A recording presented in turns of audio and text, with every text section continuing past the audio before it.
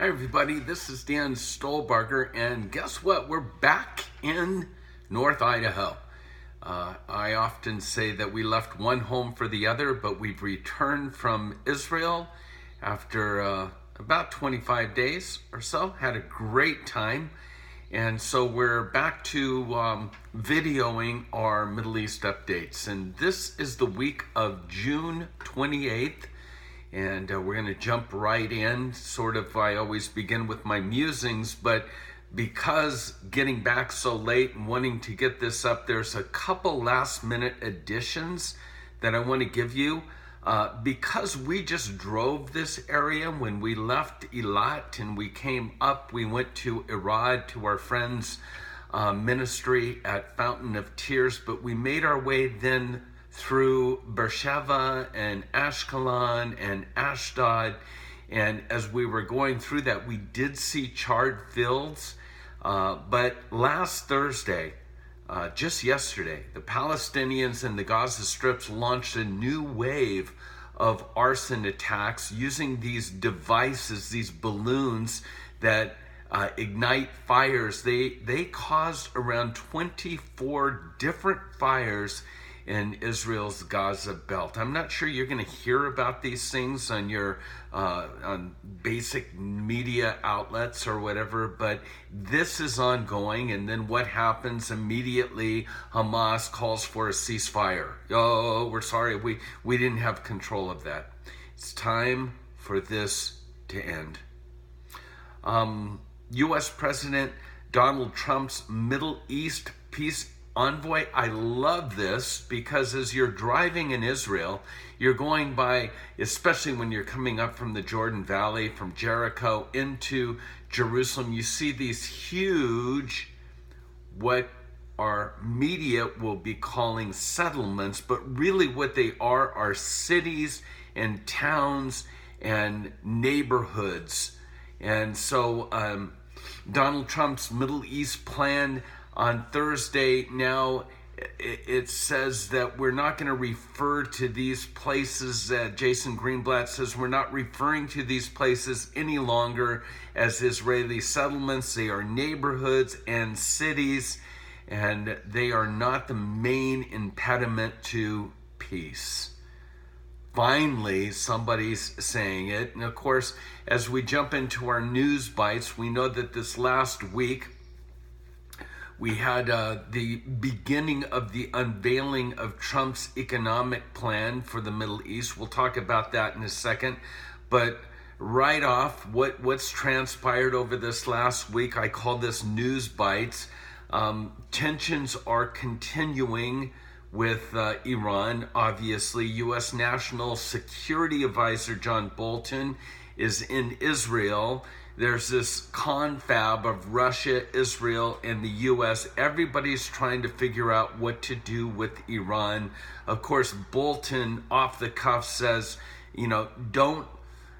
because Trump pulled off the table the military strike, don't misunderstand this or equate this as a sign of weakness. He goes on to say nobody's granted Iran a hunting license in the Middle East, and he's basically keeping them, calling them on the carpet once again and saying, we haven't pulled a military strike off the table. Back to our news bites. The IDF has stepped up its alert status concerning Iran because Iran's If the United States continues with these crippling sanctions, Iran's not going to attack the U.S. Bottom line, they're going to attack Israel. And so there are concerns, obviously, in Israel regarding all of that. Alert statuses are raised. Again, the Iranians are saying, don't mess with us. We've already knocked out one of your drones. Anything you do will reciprocate with us with full force and resistance. Anybody that stands in the way, and so on and so forth. And in the midst of all of this, with Trump's peace plan, the The Palestinian mentality is amazing. On one hand, the Palestinians condemn the Arab countries for attending this conference aimed at boosting the Palestinian economy and improving living conditions in the West Bank and the Gaza Strip. So they're condemning. A boss comes out and basically calls for violence against Israel as an act of protest, with all these Arab countries attending this conference. With all of that in mind, on the other hand, the Palestinian leaders have no problems begging their Arab brothers for urgent financial need. One hand condemning them, on the other hand saying, we need money, we need assistance. And of course, the Palestinians are asking for $100 million each month, and it has been granted. Jared Kushner, to the Palestinians, stop blaming others for your misfortunes. If you come to the table, it's possible that we can turn this region from a victim of past conflicts into a model of commerce and advancement. We'll have to wait and see how all of this goes. We've heard mixed responses at this particular time. The new strategy for the United States with Iran is to be more covert. Cyber attacks. National Defense University professor Sean McFate told the Israeli Times, if we, the U.S., want to fight back, we must do it in the shadows. So when we're in this, remember, misinformation, it's going to be everywhere. Let's just say both players are on the table, and we still don't know yet what will transpire. Hezbollah. It's believed that the Hezbollah group is infiltrating that Quneitra border of Syria and the Golan, on the Golan, Syria and Israel. We just had an amazing briefing from our friend up on the Golan, Ilan, and it's believed that that Hezbollah is now manning outposts, trying to glean information regarding security routines, activities in villages, sort of the day-to-day training exercises of the Israelis. Once again, the bottom line is that Israel is saying no Hezbollah presence, no Iranian presence, and yet this infiltration is starting to build up. And once again, the question is what will happen? We'll have to keep our eyes open to all of that as well. Regarding the Israeli elections, Prime Minister Benjamin Netanyahu is reportedly considering following a legal path that would allow for the cancellation of the September election in favor of reinstating the 21st Knesset with the formation of a unity government between the blue and white party. Again, a lot going on. This is a messy pot, and we'll have to wait and see. But no one really wants or is in favor of another election.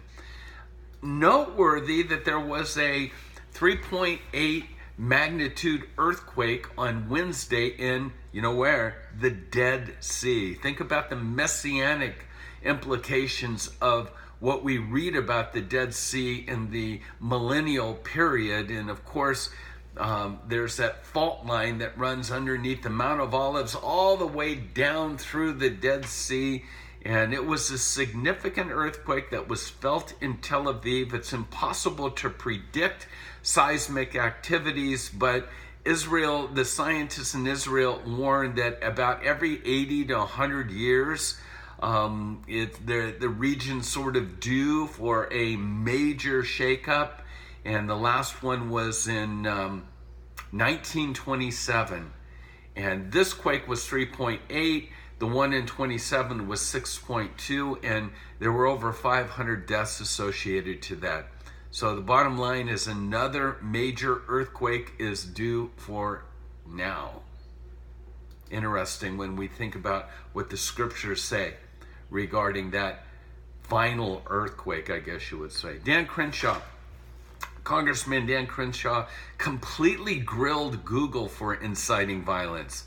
In recent leaked emails, Google labeled mainstream conservative media as Nazis. People like Ben Shapiro, Dennis Prager, and Jordan Peterson, they were all targeted, and Crenshaw called Google out, and he basically says, when you call these people Nazis, do you realize that all three of these are Jewish and lost lives in the Holocaust of relatives? When you call these people Nazis, you're the ones that are inciting violence. I've put on the PDF the video on the YouTube site. You can check that out on your own. Once again, make sure you do go to our website at holygroundexplorations.com to access the PowerPoint that accompanies this video. I'm out of time. There's a list of things that I call it the Iran review. Take a look at that. A couple photos. Nikki Haley, I think the Hall of Fame from an Israeli perspective is that if your portrait is put up in all places, the Shuk. And I couldn't help but see this new rendering of Nikki Haley at the Shuk. So check that out. And with that, let me encourage you to invite your friends to join the KFIR global community. You can go to our website to sign up. It's free. We want to continue to offer this service and encourage people to once again become people that are devoted to the Word of God, devoted to prayer, and devoted to become like the sons of Issachar that understand the times and know what we should be doing. So that's it. Shabbat Shalom. This is Dan. Until next week. Shalom.